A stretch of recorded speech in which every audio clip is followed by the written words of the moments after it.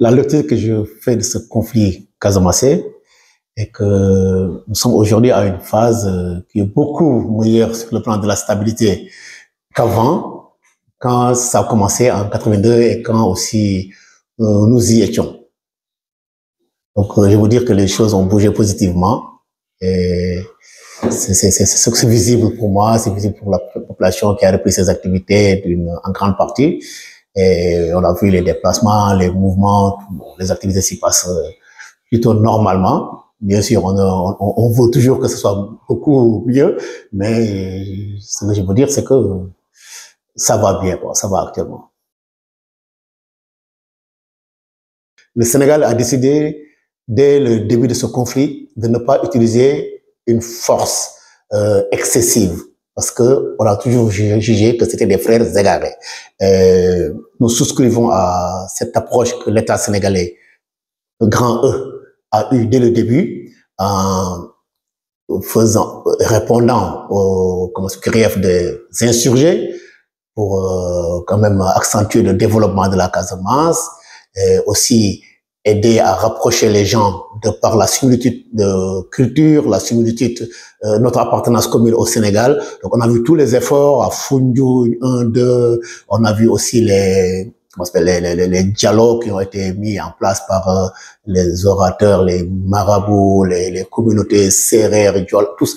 Donc l'État a usé de tous les moyens, y compris diplomatiquement, en approchant les pays qui pouvaient avoir des influences positives ou négatives sur la Casamance, et en essayant de les aider. On a vu le coup d'État de 98 en Guinée-Bissau. Nous sommes intervenus en tant qu'État ami, mais en même temps, c'était une diplomatie un peu armée pour résoudre notre problème en Casamance. Au niveau maintenant stratégique militaire jusqu'à l'opératif, c'est-à-dire ceux qui sont sur le terrain en train de marcher, de déminer, de donner à boire aux populations, c'est ça les soldats en fait. À ce niveau aussi, l'utilisation, je crois que je l'ai écrit à l'université de Soigné, University of Technology en Afrique du Sud, ce qui se passe, c'est que le Sénégal a utilisé les éléments du niveau opératif, les éléments de combat du niveau opératif. Ce n'est pas seulement la puissance de feu, c'est une partie, mais il y a eu la protection, il y a eu l'information, il y a aussi le leadership, et c'est des éléments que le Sénégal a toujours utilisés en tant que militaire. Maintenant, à un autre niveau, c'est le niveau peut-être de l'acception populaire de la population. Donc, on a vu que tout le Sénégal était solidaire de la Casamance. C'est comme du Fouta ou bien du Saloum. C'est pas un pays, on en a vu dans d'autres pays, où il y a une guerre interne et les gens se braquent les uns contre les autres. Ça, c'est le nord, ça, c'est le sud. Moi, je suis de telle ethnie, vous êtes... Non, en Casamance, ça n'a pas existé.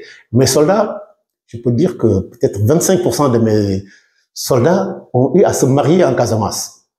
50% ont eu à avoir des relations qui allaient vers le mariage. 100% ont regardé de manière très gentille des enfants de la Casamance, parce que c'est le Sénégal. Et ça, c'est une approche que j'ai beaucoup aimée. Chaque fois que je signais un acte de une demande de mariage pour un soldat, j'étais heureux, j'ai dit voilà. Eux, ils ont compris ce que peut-être les fossoyeurs n'ont pas compris.